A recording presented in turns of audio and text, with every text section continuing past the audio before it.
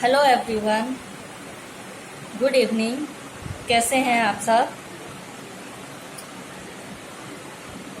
आज हम एक वीडियो बना रहे हैं बिगनर्स के लिए, जो मेकअप इंडस्ट्री में या सैलून में या अपना फ्रीलांस वर्क है वो स्टार्ट करना चाह रहे हैं।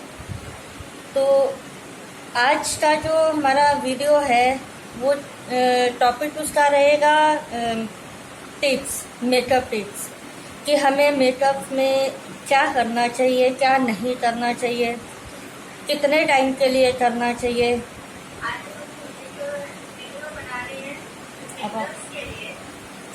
तो इसमें हमने कोशिश की थी कि हम YouTube चैनल पे आज लाइव आएंगे, बट कुछ टेक्निकल इशू आने की वजह से हम उस पर लाइव ना आके तो अपने face art group new Delhi, जो हमारा फेसबुक का ग्रुप है, उसमें हम लाइव आ रहे हैं। तो उसमें आज हम ये करेंगे कि बिगनर्स को किस तरह से हमें आगे लेके जाना है मेकअप में, उनको स्टार्टिंग किस तरह से करनी चाहिए, मेकअप में सबसे पहले हमें क्या करना चाहिए। यही अगर हम स्टार्टिंग ही अच्छे से करेंगे तो हमारा जो मेकअप है वो बहुत अच्छे से जाएगा।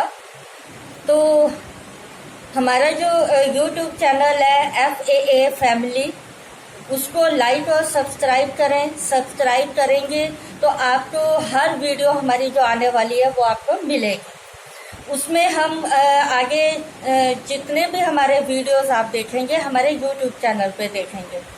उसमें हम आपको स्टेप बाय स्टेप मेकअप, उसमें आने वाली जितनी प्रॉब्लम्स हैं, उसका थ्योरी सेशन, हमें क्या करना चाहिए, किस तरह से करना चाहिए, ये सभी आपको उस वीडियोस में मिलेगा।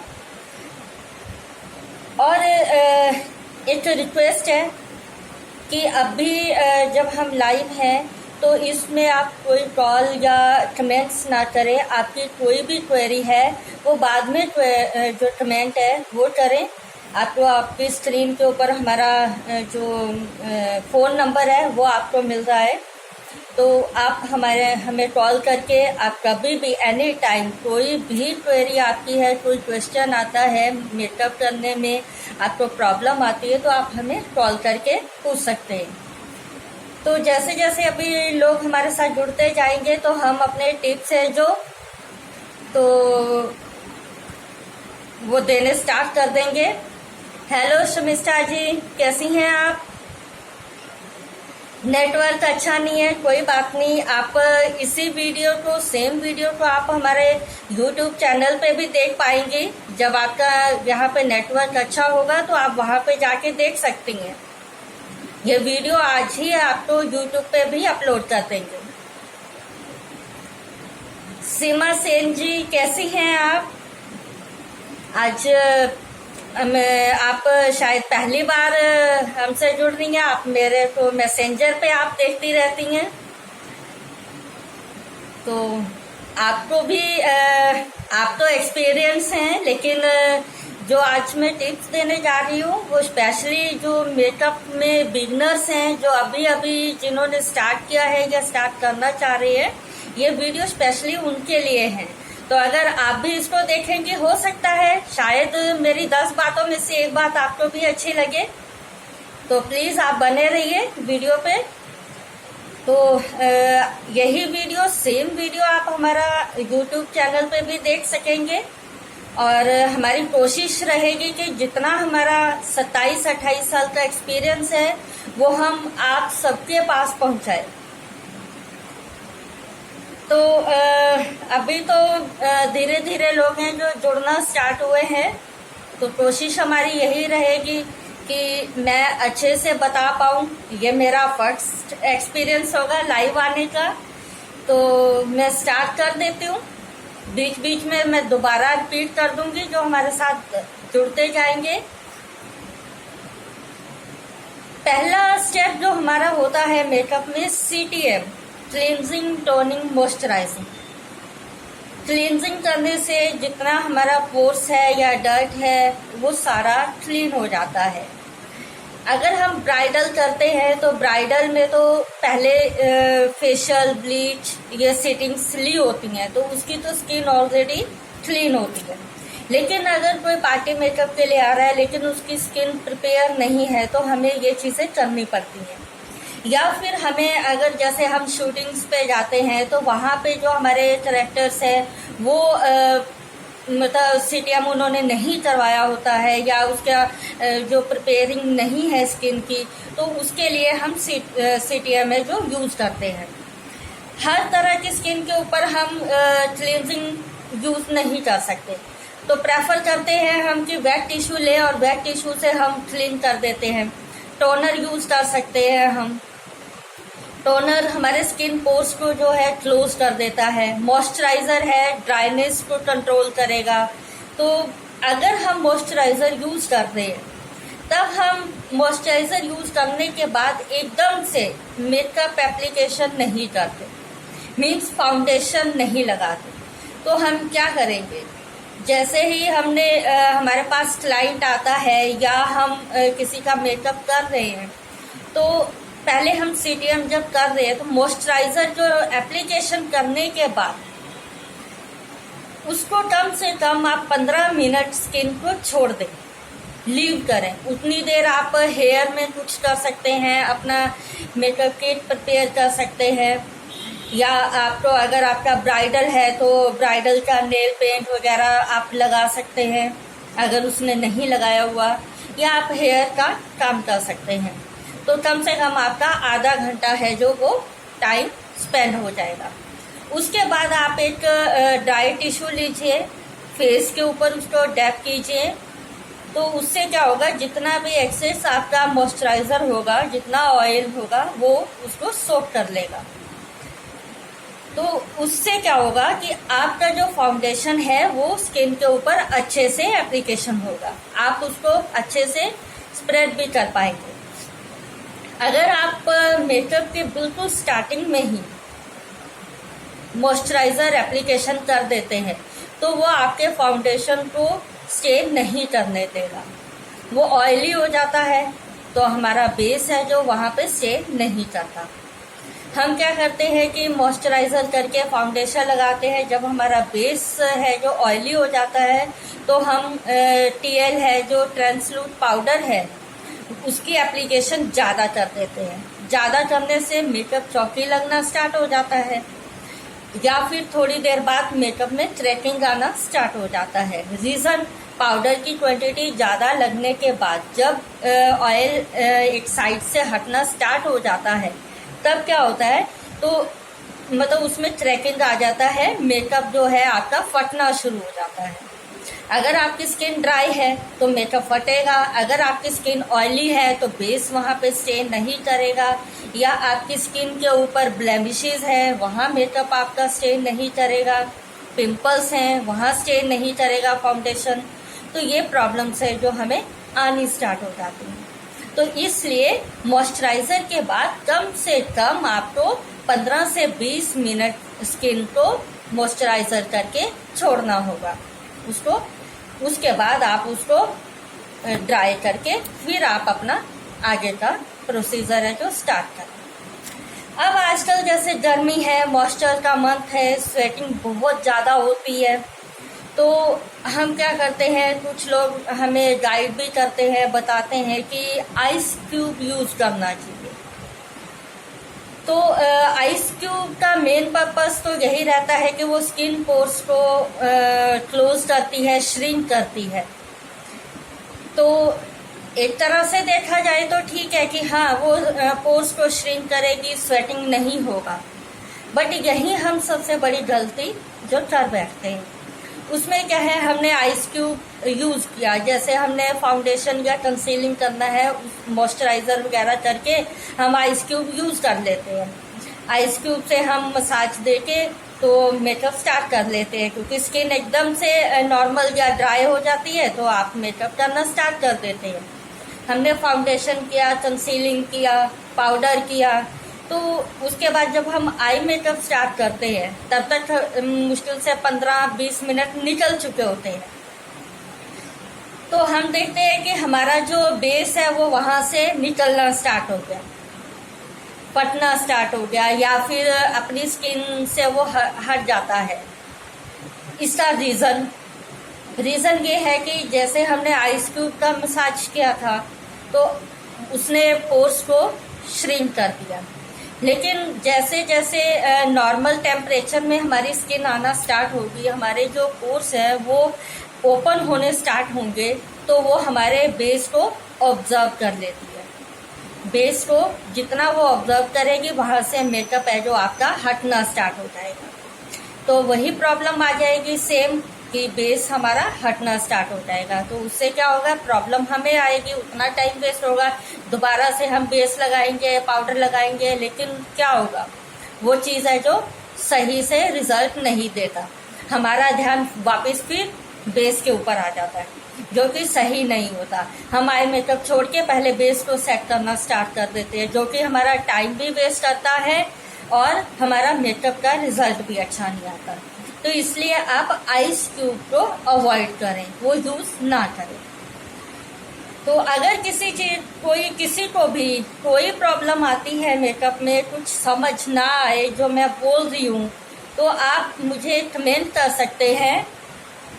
अभी मेरे लिए पॉसिबल नहीं होगा कि मैं आपके कमेंट्स का रिप्लाई दूं, तो मैं आफ्टर इस लाइव सेशन के आपके कमेंट्स का आंसर जरूर दूंगी। आपको कोई भी प्रॉब्लम आती है तो आपकी स्क्रीन के ऊपर 2 नंबर आ रहे हैं, एक मेरा नंबर है, एक सर का नंबर है। दिनेश उपाध्याय सर हैं जो मेरे एकेडमी पार्टनर हैं, तो उनको भी आप कॉल कर सकती हैं, मुझे भी कर सकते हैं। तो हम दोनों आपका आंसर देने के लिए एवरी टाइम रेडी रहते हैं। आप किसी भी तरह का कोई भी क्वेश्चन है मेकअप से रिलेटेड तो आप पूछ सकते हैं। अब आता है हमारा तीसरा जो स्टेप है, कंसीलिंग। क्योंकि जब तक हमारा स्किन पूरी तरह से इवन नहीं होगा, स्किन टोन इवन नहीं होगा, तो फाउंडेशन है जो वो अच्छा रिजल्ट नहीं देता। जब तक हमारा स्किन टोन इवन नहीं होगा तो फाउंडेशन अगर हम लगाते हैं तो वो पैची हो जाता है। मैंने बहुत सारे लोगों को देखा है कि जब वो कंसीलर करते हैं, कंसीलिंग करते हैं, तो उनका जो थोड़ी देर बाद कंसीलिंग है वो हटना स्टार्ट हो जाता है। उनकी जो प्रॉब्लम जिसको उन्होंने हाइड किया था वो दोबारा से प्रोमिनेंट हो जाती है। इसका रीज़न यही है कि हमने कंसीलर का सिलेक्शन है जो वो गलत किया, गलत तरह से हमने उसको एप्लीकेशन किया। मैं सबकी बात नहीं करती हूँ कि सभी ऐसे करते हैं, मैं सिर्फ जो इस इंडस्ट्री में या मेकअप लाइन में जो अभी जिन्होंने स्टार्ट किया है, जिनको अभी प्रॉब्लम्स आ रही है, मैं सिर्फ उनसे बात कर रही हूँ कि लोग ये सोचे कि शायद हमें भी ये बोल रहे हैं कि हम गलत करते हैं। लेकिन हाँ, कुछ लोग हैं जो बोलते हैं कि हमें इतना एक्सपीरियंस हो गया है। मैंने उनका भी मेकअप देखा है कि बाद में उनकी जो प्रॉब्लम्स है वो परमानेंट होना शुरू हो जाती हैं। रीज़न इसका यही है, फर्स्ट तो एकदम से जो मेकअप स्टार्ट करने से पहले जो मॉइस्चर कर लेते हैं, मॉइस्चराइज़र या टोल क्रीम का यूज़ करते हैं या आइस क्यूब का यूज़ करते हैं, उसकी वजह से भी कंसीलर है जो स्टे नहीं करता। दूसरा रीज़न ये होता है कि हम प्रॉब्लम के अकॉर्डिंग कंसीलर का सिलेक्शन नहीं करते। हमें बस एक नंबर पता है कि 303 येलो, वो यूज़ करो तो हर एक प्रॉब्लम है जो सॉर्ट आउट हो जाती है, चाहे वो ब्लेमिशेस है, चाहे वो ये ओपन पोर्स हैं, चाहे वो आपके पिंपल्स हैं, किसी भी तरह कोई स्कार है, कोई मार्क्स है, कुछ भी है, उसके ऊपर हमने 303 एप्लीकेशन किया और फाउंडेशन लगाया तो वो कवर हो गया। नहीं, हम यहीं पे गलती करते हैं। हमें हर प्रॉब्लम के अकॉर्डिंग जो है कंसीलर का सिलेक्शन करना होगा। स्पेशली एक कंसीलर और फाउंडेशन सिलेक्शन के ऊपर भी एक वीडियो बना के हम यूट्यूब के ऊपर डालेंगे। जिनको ये चीज़ में प्रॉब्लम आती है तो प्लीज़ आप उस वीडियो को ज़रूर देखें, ये आपके लिए बहुत हेल्पफुल रहेगा।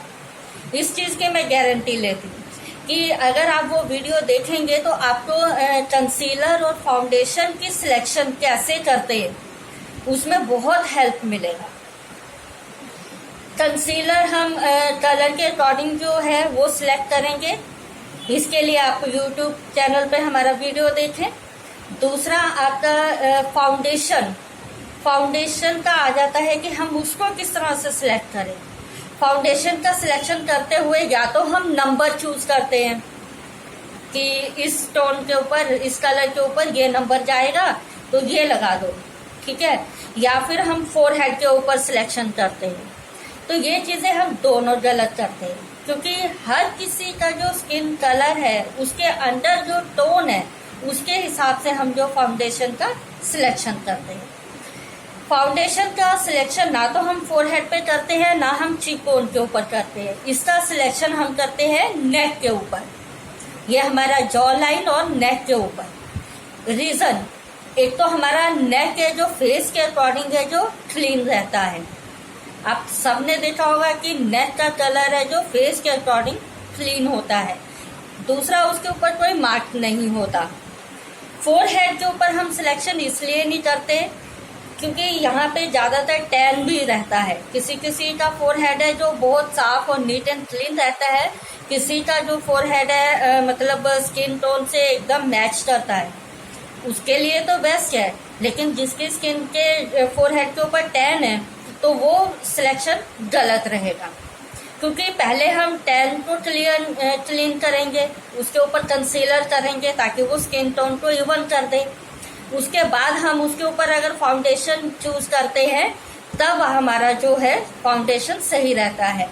लेकिन बेस्ट जो है, बेस्ट रिजल्ट अगर आपको फाउंडेशन सिलेक्शन में लेना है तब हमें यहाँ पे लगा के देखना चाहिए।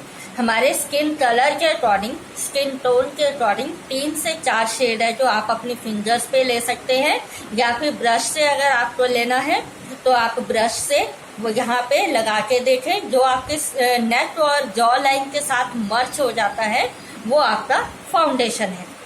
अब बात आती है कि हमें लाइट फाउंडेशन चूज करना है या डार्क करना है, या 1 नंबर डार्क लेना है या लाइट लेना है। अगर हम डे में मेकअप कर रहे हैं, दिन में हम किसी भी तरह का मेकअप कर रहे हैं, तब हम एकदम नेचुरल जो हमारे स्किन के साथ मर्ज हो जाए उस तरह का हम जो है फाउंडेशन वो सिलेक्ट करेंगे। इवनिंग पार्टी मेकअप या इवनिंग में जो मेकअप किए जाते हैं वो नाइट के लिए ही रहते हैं, तब हम स्किन टोन को अप दिखाते हैं। रीजन, एक तो लाइटिंग रहती है जहां हम फंक्शन पे जाते हैं, दूसरा हमारा ड्रेस ब्राइट रहता है, उस पे हमारा जो ड्रेस का जो हमारा वर्क है उसमें भी कहीं ना कहीं थोड़ी बहुत शाइन होती है, तो वो हमारे फेस स्किन का जो कलर है उसको थोड़ा डल कर देता है। तो इस वजह से हम जो है फाउंडेशन है 1 नंबर लाइट चूज करते हैं। तो ये तो रहा हमारा फाउंडेशन का। फाउंडेशन को कभी भी नंबर के साथ सिलेक्शन मत कीजिए। आपके स्किन टोन के ऊपर, कलर में भी टोन होता है, टोन के अंदर जाके आप अपने फाउंडेशन का सिलेक्शन करें, तो कभी भी आपका जो बेस है, आपका फाउंडेशन है, वो ब्लैक नहीं पड़ेगा और ना ही आपके मेकअप को पैची होने देगा। पैची का मीन्स है कि कहीं से लाइट हो रहा है, कहीं से डार्क हो रहा है, ये चीज़। खास करके हमारा जो ये चिन पार्ट है, अपर लिप्स है, ये चीज़ डार्क दिखने लगता है। यहाँ पे सबसे पहले तो कंसीलर आपकी परफेक्ट होनी चाहिए। दूसरा, आपका जो फाउंडेशन है आपने नंबर के हिसाब से नहीं लेके आपने अगर टोन के हिसाब से सिलेक्शन किया है तो वो आपको बेस्ट रिजल्ट देगा। अब आ जाता है हमारा नेक्स्ट स्टेप है, जो आपका कॉन्सेप्ट है जो वो क्लियर होना चाहिए। अब आती है बारी कॉन्सेप्ट क्या चीज़ मीन्स। कॉन्सेप्ट मीन्स होता है कि आप मेकअप किस पर्पस के लिए कर रहे हैं। मीन्स आप ब्राइडल मेकअप कर रहे हैं, या आप ऑफिस जाते हैं, ऑफिस गोइंग का मेकअप है वो कर रहे हैं, या डे पार्टी का मेकअप कर रहे हैं, या आप इवनिंग पार्टी का मेकअप कर रहे हैं, या आप किसी वीडियो शूट के लिए उसका मेकअप कर रहे हैं, या आप फिल्म इंडस्ट्री से रिलेटेड कोई मेकअप कर रहे हैं। तो हमें वो कॉन्सेप्ट है जो क्लियर होना चाहिए कि आपको एक्चुअल में चाहिए क्या। अगर आप पार्टी मेकअप कर रहे हैं, आपके पास एक ही फैमिली के 4 से 5 लोग हैं जो मेकअप के लिए आए हैं, तब हमारी कंफ्यूजन सबसे ज़्यादा बढ़ जाती है। मीन्स कि हम किस तरह से मेकअप करें, ये तो सभी का। और ये होता है जब एक फैमिली किसी फंक्शन में जाती है तो सबका तकरीबन एक ही तरह का ड्रेस कलर हो जाता है। बहुत थोड़ा बहुत है जो वो अप डाउन होता है, किसी का लाइट है किसी का डार्क है, ये होता है। अगर किसी ने पिंक शेड लिया है तो उससे मैचिंग में ही सारे आ जाते हैं। तब हमें प्रॉब्लम आती है जी आई मेकअप में। अब हम क्या करें? ज़्यादातर हम क्या करते हैं कि जो हमने ड्रेस पहनी है उसके अकॉर्डिंग ही हम आई मेकअप कर देते हैं, ठीक है। लेकिन हमारे पास हम उसको कंट्रास्ट भी दे सकते हैं, हम कुछ डिफरेंट भी कर सकते हैं। तो इसमें क्या होता है, जो आई मेकअप है आप उसको 2 से 3 कलर में मिक्स करके दे सकते हैं। किसी को एक ही कलर दे सकते हैं, किसी को स्मोकी उसमें दे सकते हैं, ठीक है। मतलब 2 शेड मिक्स कर दिए, 3 कर दिए, इस तरह से हम कर सकते हैं। किसी को सिंगल कर दो, लेकिन जरूरी नहीं है कि अगर उसने पिंक पहना है तो उसको पिंक ही दो। अगर उसकी ड्रेस में गोल्ड है तो गोल्ड ही हमें देना है, नहीं। यहाँ डिफरेंट भी कर सकते हैं। पिंक के साथ आप स्मोकी मेकअप कर सकते हो, पिंक के साथ आप पिंक भी दे सकते हो, पिंक के साथ आप नेवी ब्लू कलर का स्मोकीनेस दे सकते हो, ब्लैक का दे सकते हो, ग्रीन कलर का दे सकते हो। इस तरह से हम जो है यूज कर सकते हैं। तो आपका जो कॉन्सेप्ट है अगर क्लियर होगा तो आपको मेकअप करने में प्रॉब्लम नहीं आएगा। अब आ जाता है कि शेप के अकॉर्डिंग अगर हमारा जो फेस शेप है उसके अकॉर्डिंग अगर हम मेकअप देते हैं तो आपका मेकअप और भी अच्छा निखर के आता है, उभर के आता है। हमें ये चीज़ पहले नोट कर लेनी चाहिए कि हमें जो हमारा फेस शेप है वो क्या है। परफेक्ट शेप हमें सबको पता है कि ओवल शेप रहता है, तो हम हर फेस को ओवल शेप देने की कोशिश करते हैं। खास करके बिगनर्स को ये चीज़ समझने की बहुत मुश्किल होती है कि फेस शेप को हम किस तरह से देखिए अगर आप अभी मेकअप आपने स्टार्ट किया है, आप इसको सीख रहे हैं, तो आपको ये चीज़ अच्छे से रीड करनी चाहिए, अपने दिमाग में बिठा लेनी चाहिए कि हम फेस को किस तरह से देखें, समझें कि हमारे सामने फेस आता है तो हमें तभी अपने आँखों से, अपने दिमाग से उसका मेकअप कर लेना चाहिए। फिर उसके बाद सिर्फ आपको प्रोडक्ट उठा के उसके फेस के ऊपर लगाने।